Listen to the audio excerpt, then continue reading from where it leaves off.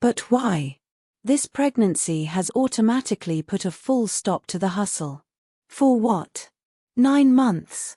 Once upon a time, in a small village known as Kuru, there lived a small girl named Tamara. Tamara was born into a poor family of farmers.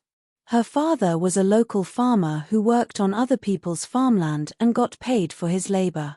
Her mother was a trader who sold vegetables and other staples at the local market in Kuru. Tamara was the 6th of 8 children. Irrespective of the family size, her father and mother still managed to send 5 of them to school. Tamara, being one of the youngest, was privileged to be among the few select. The other 3 older siblings were sent to various big cities to learn trades. Every evening, unfailingly, her father, Mr. Kwame, would summon all his children around him after their dinner and tell them stories of the city and big people he knew who got rich by going to school and then moving to the city. "Do you know Mr. Udoka?" her father would begin. "The one I worked on his farm last week.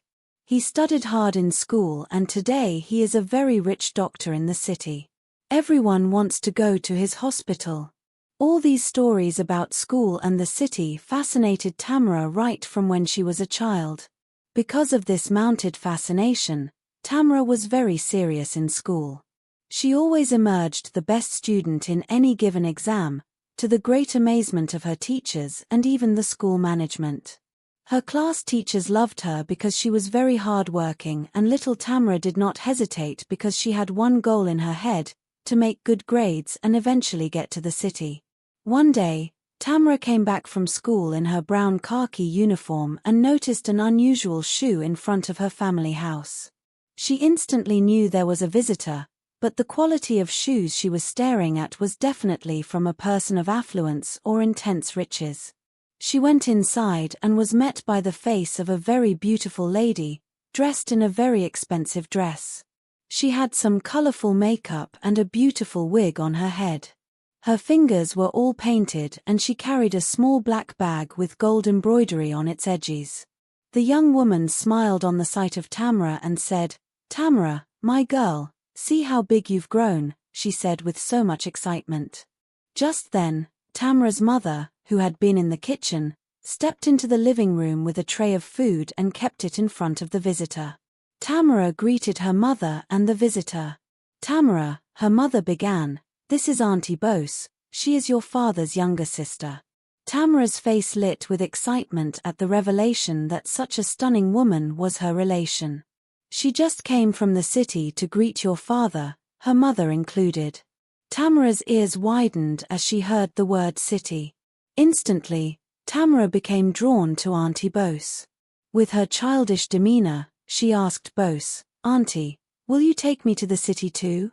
Everyone laughed, and Auntie Bose, like every other aunt would, made Tamara a promise. "If you get good grades in school and an excellent certificate, I'll come and take you to the city," she said with a smile.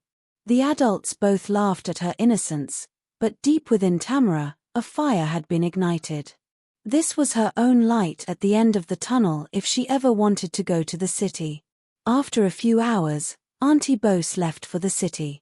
She came with loads of gifts for the family, and Tamara's parents were pleased and prayed earnestly for her as she left. Since her encounter with Auntie Bose, Tamara became even more serious in school. She spent little to no time playing, she was always with her books, she was never late for class, and she always topped the class. Auntie Bose equally picked interest in Tamara and started taking care of her school fees to relieve her parents, and from time to time will come to the village to visit them with plenty of gifts. When Tamara turned 18 and was in her final year of high school, she graduated with the best results in her class. The school, her teachers, and parents were very proud of her, but her own excitement knew no bounds. Tamara couldn't wait to share the good news with Auntie Bose. "So finally I will be going to the city." Logically, she thought endlessly to herself. When Auntie Bose got the news, she was excited and happy. She sent some gifts to Tamara for her achievement and congratulated her. A month after her graduation, Auntie Bose came back to the village to take Tamara to the city as she had promised years ago. Her departure from the village was a mix of emotions. She went with the fear of not seeing her parents again, but was excited at the thoughts of starting a new life elsewhere from Kuru where she had grown up. As their transit bus entered the famous city of Utaka, Tamara could not help but gaze astonishingly at the massive buildings, event centers, flashy cars, and so on. Auntie Bose lived in a massive 2-bedroom apartment. She had virtually all the amenities a woman could dream of. She indeed was rich and classy. It didn't take long for Tamara to get accustomed to the city life. Although she was from the village, she was very intelligent and had gained knowledge of what the city was like from her school. Her primary duty was to clean the house and do other menial house chores which she carried out effectively. She was excited at coming to her dream locations and fantasized every night of how she would return to the village to her parents being super rich and spend money on them. After about 3 months of staying with Bose, Tamara started becoming worried. Bose had not said anything yet about her education or any plans she had for her since she came to the city. She was worried because she felt she was just being used as a house help as opposed to the main reason she came to the city. However, one thing about Auntie Bose bothered her very deeply. She had never had Bose talk about her work, office, or what she did for a living. Worse still, Bose would leave the house late at night and return very early the next morning. Irrespective of this, she never ran short of money as she always seemed to have a bountiful supply of it. One faithful evening on the 5th month of her stay with Bose, Auntie Bose called up Tamara to the living room for a private discussion. She wore a very serious look and was seated on the sofa. When Tamara was seated, Auntie Bose started, "Bose, I know you must have been wondering how I make the money we use to sustain ourselves in this house." She started a little more intense look in her eyes as she stared at Tamara. Tamara nodded. "Well, I'm going to go straight to the point. Instead of giving you fish like I have been doing for the past 5 months, I'm going to teach you how to fish in this city," she stated. Tamara's eyes widened with excitement. She had been waiting for this since she stepped foot in Utica. In fact, she had been waiting for this moment her entire life. She leaned forward with excitement and all seriousness as she wanted to pay vast attention to everything Bose will say henceforth. Just then, Auntie Bose stood up and closed the windows and curtains, then assumed her seating position and maintained her look of seriousness. "Tamara," Auntie Bose continued, "I'm into hookup business," she stated abruptly. Tamara was confused. She had never heard of any business called hookup before. So out of sheer curiosity and naivety, she asked Auntie, "Please, what is hookup and how is the business done?" A light smile appeared on Bose's lips. Tamara was indeed innocent, but she would be needing to sacrifice this innocence if she wanted to get a good hold in this city. Let's just say it's a business where men hire you to satisfy them, sexually, of course, and they pay you huge sums of money for your service. Bose added indefinitely. Tamara's eyes widened with disbelief as she closed her mouth with her palms. "Oh, my God, you mean prostitution," she added in shock. "Not prostitution," Bose added immediately, almost getting angry. "Prostitutes have to stand on the roadside waiting for men. But in hookup business, these men are the ones to call you up for your service. If you are good, they recommend you to their richer friends, just like every other service-based job is." Tamara could not believe her ears. She was shocked to her bone marrow. Was this what she came to the city to do? She whispered within her soul. "Tamara," Bose cut into her thoughts. "Do you like the condition of your parents? Every day your father is moving from farmland to farmland. Your mother is under the scorching sun trying to sell her products. Your siblings are struggling to get by in school. And now this golden opportunity has been placed before you. It's your choice, Tamara. I'll let you think about it and get back to me tomorrow morning," Bose said, and left the utter bewildered Tamara in the living room as she went to sleep. That night, Bose could not sleep. She was overburdened emotionally by the weight of the revelation Auntie Bose just made to her. Even though the evidence of the lifestyle was visible in the kind of lifestyle Bose was living, she did not seem it right to sell her body for money, no matter the price. From that day onwards, Bose's attitude towards Tamara changed. She became more aggressive over the slightest errors, would starve Tamara of food, and stopped all forms of monetary assistance she was initially rendering to her and her family. Tamara wasn't surprised she had anticipated it after declining the offer proposed by Bose days ago. According to Bose, she had refused to fish and would be treated like every other lazy individual. One faithful day, news reached Tamara that her father was seriously sick. He was bitten by a poisonous snake while working on a customer's farm. He was rushed to the nearby local hospital, but as per hospital rules, no treatment was rendered to him until a certain down payment was made. He needed urgent treatment, else he would be dead in a couple of hours. They had tried reaching out to Bose, but her phone was switched off, so they contacted Tamara using the small button phone they had bought for her before her departure to the city. Tamara was in shock. She didn't know what to do. She dialed Auntie Bose's line. It was switched off. As the panic began to overshadow her and hot tears began to stream down her face at the thought of losing her father, Bose came back. Tamara instantly greeted her, still shaking and in panic, and narrated everything to her. Bose too was surprised. She called to confirm and it was true. After she ended the call, she looked at Tamara with a knowing look and said, "Do you want to help your family now?" she said while staring blankly at Tamara. Tamara nodded affirmatively. At this moment, she would do anything to save the life of her father. Bose smiled and picked up her phone. In less than a minute, she was on call with a man on the other end of the line. After a few minutes, she said to Tamara, "You are lucky this Alhaji needs company now. All right, go and dress up. Hurry up so we don't lose my brother." And so Tamara was introduced into the business of hookup. Bose quickly gave her her own clothes to wear and applied some light makeup for her. Tamara's transformation was alarming. After her makeover, Bose quickly took Tamara to the bus station.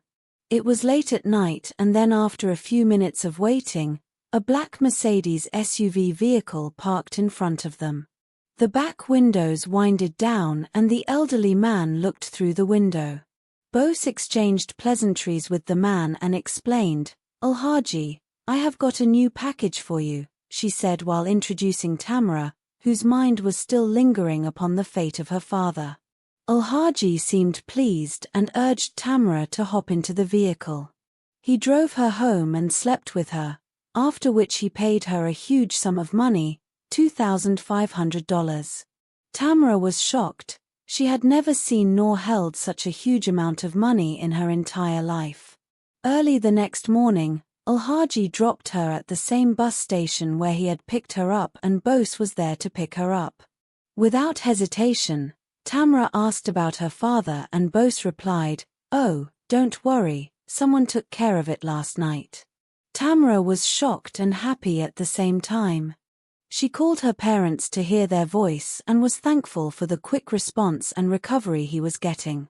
The truth was that after Tamara left, Bose paid the bills. She was already tired of feeding Tamara and felt she was old enough to fish herself.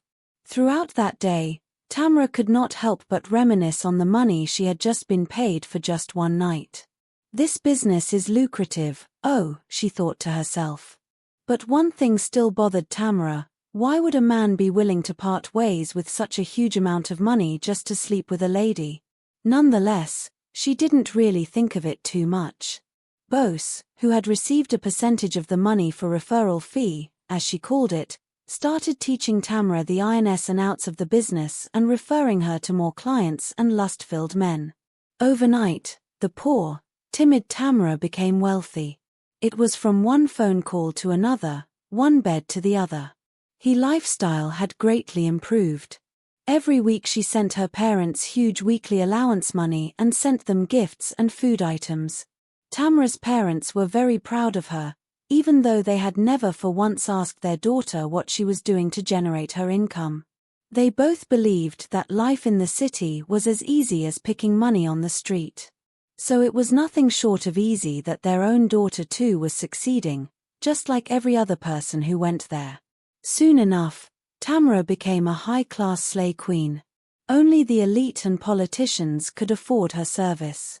And that automatically translated to more money, as she now charged even higher fees to these high-class customers. Less than 15 months after coming to the city, Tamara had bought a multi-million naira house.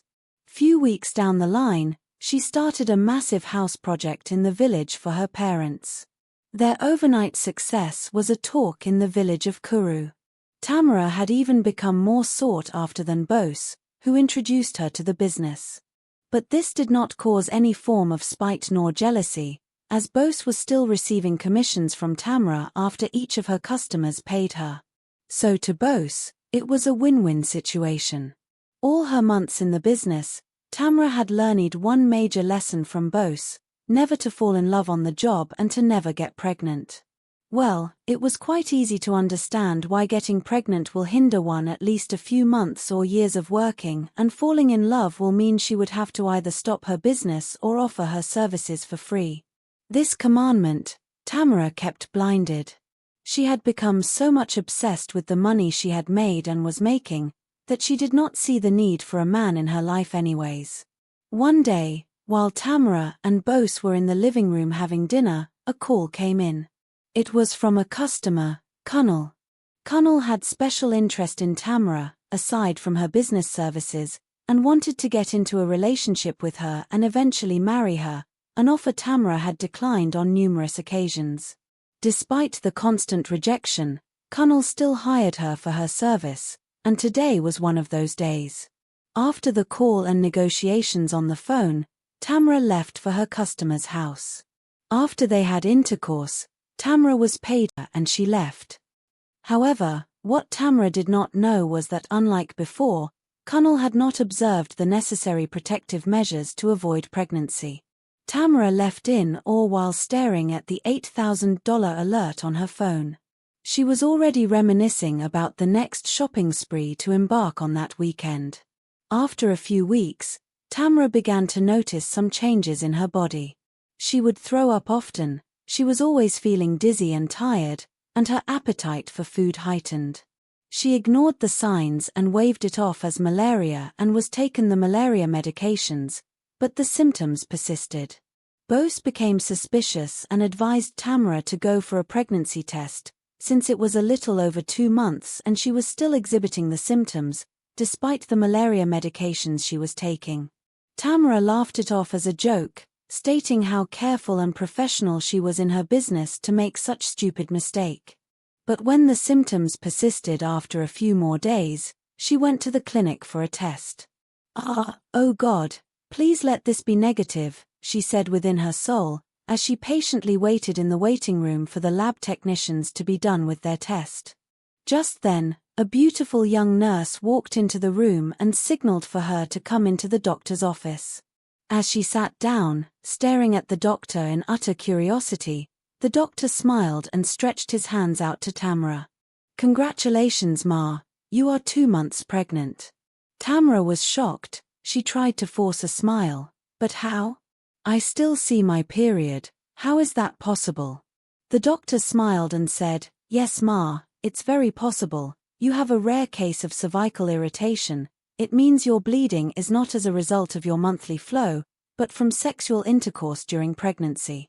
You know, during this period, your cervix becomes more sensitive than usual, so that's what caused the bleeding," the doctor added. Tamara's jaw dropped. Tamara inquired about an abortion, but the doctor said the pregnancy had gone past that stage and she would risk her life if anything was tried from that point. Tamara could feel the world collapsing in front of her. How could I have been so careless? She thought deeply to herself, And even worse still, she didn't know who the father of the child was. She has had dozens of clients in the last 3 weeks alone, let alone trying to grasp the father of a few months-old pregnancy. When Bose heard the news, Bose was perplexed, but unlike Tamara, she had a different view. "Girl, I think you should keep it," Bose said, trying to compensate for the already downtrodden Tamara. "But why? This pregnancy has automatically put a full stop to the hustle." "For what, 9 months?" Tamara responded.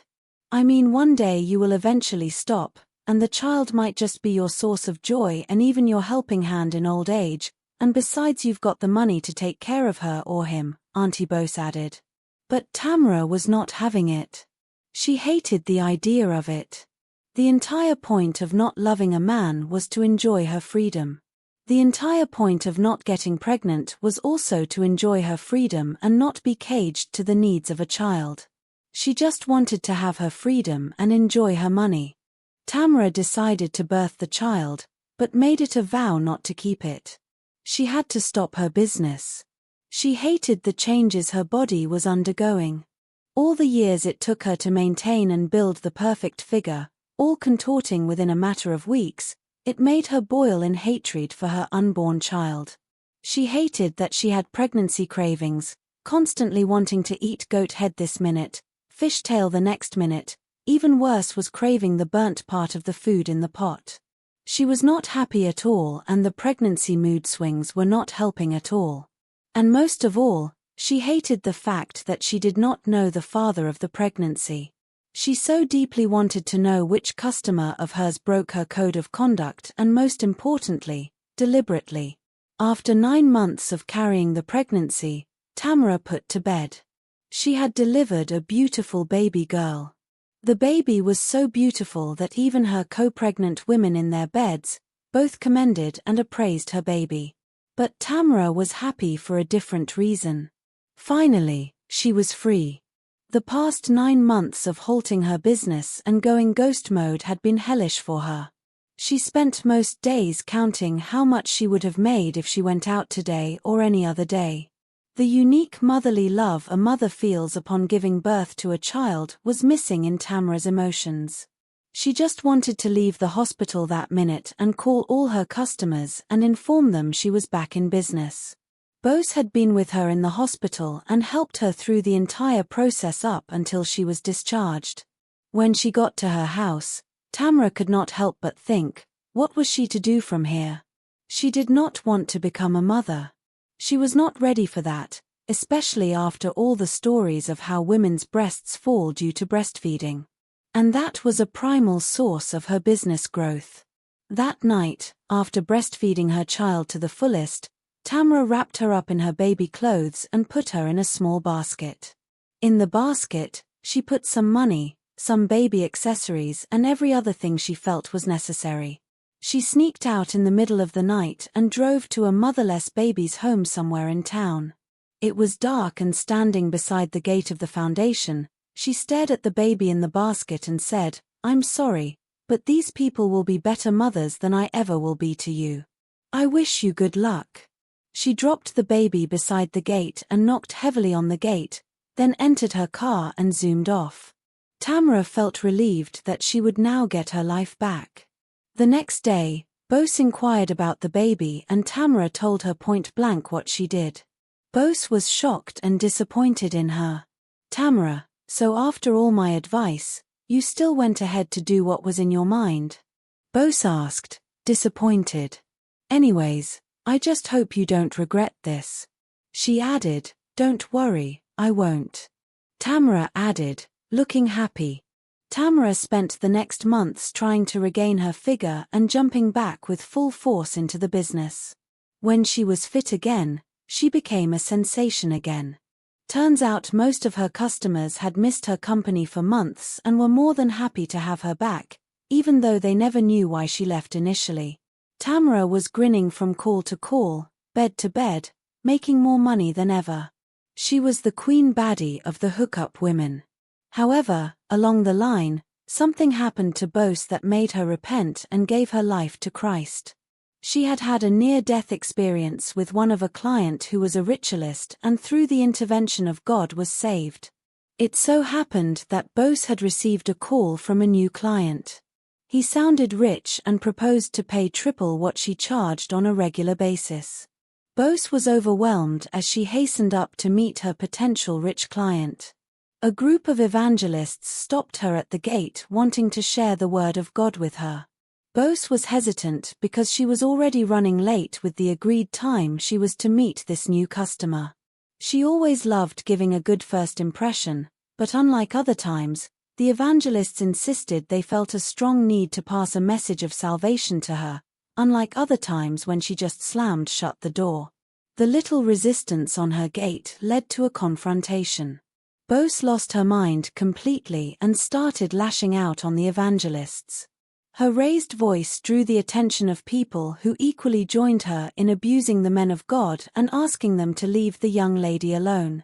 Now by force, one angry-looking man asked, feeling agitated. When the men of God had left and the heat died down a bit, Bose looked at her watch and realized she was already 45 minutes late with her appointment. She gnashed her teeth in anger. As she drove to the location the chief had described, she kept on calling his phone number but it was unreachable. She dialed and dialed the number, yet same response. When she reached the gateman of the ever-elegant house refused her entry. "Madam, please turn back," they insisted. "Our boss said we should not open this gate even for his own mother, let alone you." Bose was disappointed. She tried calling the chief but the number was switched off. Was she going to lose $24,000 just like that? In utter disappointment she left and drove straight to a club to clear her head. As she drove she was hoping she would see those evangelists on the road so that she would run over them. While in the club she met her other colleagues and they all began to engage in a conversation. Their entire discussion was about how lucky one of them was. It was Tamara. They discussed how some very rich chief had promised to pay her triple what she charged and how lucky she must be. "Wait a minute, does this chief live somewhere in Utaka Resort?" Bose asked, curiosity written all over her face. "Yes, why?" the other girls asked, surprised that she knew the address. "Nothing, just heard so much about the man but deep down she was bittered. So Tamara had stolen her client now. She promised to deal with both her and those evangelists." The very next morning news spread around the city that a mercilessly severed body of a young lady was found in the middle of a major road in Utaka. All the privates part of the body were missing. The newscaster revealed the identity of the body to be one Tamara Anderson who had fallen victim to ritualist killers. The news brought utter shock to Bose as she instantly dropped the cup of coffee she was holding. After following up the case to be sure she was not losing her mind or imagining things, it became clear to her that she had just been saved from the hands of ritual killers. No wonder the gate men didn't want anybody inside. So their boss will renew his bidding with whatever god he was serving. "Ah!" Bose screamed. From that day onward, Bose gave up the life of hookup as she began to realize how vulnerable she had been making herself all these years. Citing the severed body of Tamara alone was enough to make her repent completely. She located those evangelists, asked for their forgiveness and was baptized. When Bose shared the news of her salvation to Tamara, Tamara was surprised but was not ready to give up the life. "Don't worry, Bose, I will be very careful. I mean, girl, you were a bit careless, you know," she added. Despite all the persuasion, Tamara refused. She reveled in her opulent life and the life of luxury she was living. Bose relocated back to the village of Kuru to start a fresh life. She got back to school despite her age figure and became more interested in the things of God than ever before. Meanwhile, Tamara was in the peak of her business at this point. She was in her late 20s and the calls were unending. She was making more money than ever before. She started buying houses, properties, and going on self-sponsored vacations all around the world. It was a bliss for her. However, A few years down the line, as Tamara grew older, her customer base began to withdraw. The men needed younger women, and Tamara was not getting any younger. In fact, she was approaching her mid-30s already. She barely got any customers a week, her lifestyle began to dwindle, and most importantly, she had lost interest in the lavish lifestyle. She just was not getting the same joy she felt as compared to when she started. She felt lost and completely lonely. It was in this period of lack of customers she slowly began to realize how lonely she truly was. All her friends that used to visit suddenly disappeared. All the men that were eager to pick her call now left her hanging, and worse still was the emptiness she felt inside. So Tamara decided to move back to Kuru and see her parents. Upon arrival, they were glad and excited to see her. She was welcomed warmly by the entire village. Her parents were more than happy to receive her back after so many years. Tamara had become a well-known figure in Kuru, and because of her, every parent wanted to send their children to the city. A few days after staying in the village of Kuru, she decided to visit her auntie, Bose, whom she had not seen nor heard from in years. As she knocked on the door, a little girl of about 6 years old rushed to open it. Following behind was Bose and 2 other smaller boys. "Tamara!" Bose screamed. The duo hugged each other. Tamara was confused. Bose then explained that she got married years after leaving Utaka, and the 3 children she saw earlier were hers. Her husband was an evangelist, presently out of town, the very one that had stopped her from going to the chief's house a few years back. What a small world. The look in Tamara's eyes was filled with shock. "Wow! Wow!" she exclaimed multiple times. She was indeed happy for Bose, but deep down, her heart was filled with sorrow. She had finally figured out the missing puzzle troubling her heart all these years. It was family. But even if she wanted to get married now, she would not be able to. The realization of the dark secrets she had kept hidden for years dawned on her, and she burst into tears in Bose's house. Bose was dumbstruck, trying to figure out what was going on. Bose, I have messed up," Tamara said, crying deeply. "I can't get married, even if I wanted to," she added, still in tears. "Don't say that, Tamara. There is nothing the Lord cannot do. He did it for me, He can do it for you," Bose said reassuringly. "You won't understand, Bose. I don't have a womb," Tamara added, bursting into tears. What? The truth was that, during her years of being a slay queen back in Utaka, Tamara had gotten pregnant on numerous occasions. But, taking notes from her first issue, she became a frequent visitor to the abortion doctors. In one of the procedures, she lost her womb to the hands of a quack doctor. At first, she didn't think it was much of a big deal. It simply meant she wouldn't be put to bed, and that would be beneficial to her business. But as she grew older, the foolishness of her actions and the reality of her decisions began to dawn on her. As Tamara wept, Bose held her hands and said, "Let us pray." The duo prayed, and Tamara, in that moment, gave her life to Christ. After they had prayed, Bose looked at Tamara and said, "Why don't you try and look for your daughter?" Tamara was taken aback. "How? Where would I find her after abandoning her over 10 years ago?" she asked. Bose encouraged her to at least give it a trial before making rash conclusions. Before returning to Utaka, Tamara picked up the courage to confess her evil deeds to her parents.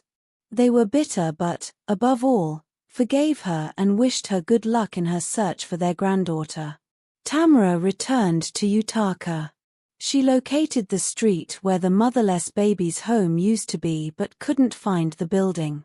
After a little inquiry, a passerby revealed that the place had been sold some years ago. The orphanage had been relocated to another state. Tamara was heartbroken. She returned to Kuru, defeated, knowing fully well that her daughter was probably somewhere in the world with zero knowledge of her mother's existence, all because of the poor choices she made earlier in life. She remembered all the warnings Bose had given her. She remembered how she had blatantly refused to keep the baby. She remembered how she naively hated her child for spoiling her business. Now, she saw herself as nothing short of a fool, a bad example, one who was undeserving of motherhood. Upon returning to Utaka with the sad news, her parents and Bose gave her a hug, assuring her that life had more to offer. Though Tamara had repented and had become a devoted Christian, she lived the majority of her life in regret of her past. She donated most of her money to motherless babies across the state and started her own Motherless Babies Foundation to take care of abandoned children. She also started a program to recruit young women and enlighten them on the dangers of living a reckless life, using herself as an example. This outreach led to the repentance of hundreds of women who were living the street life. Tamara became an example to most women in Kuru and Utaka. Though life had knocked her down, she had proven that as long as one has life, they could always get back up.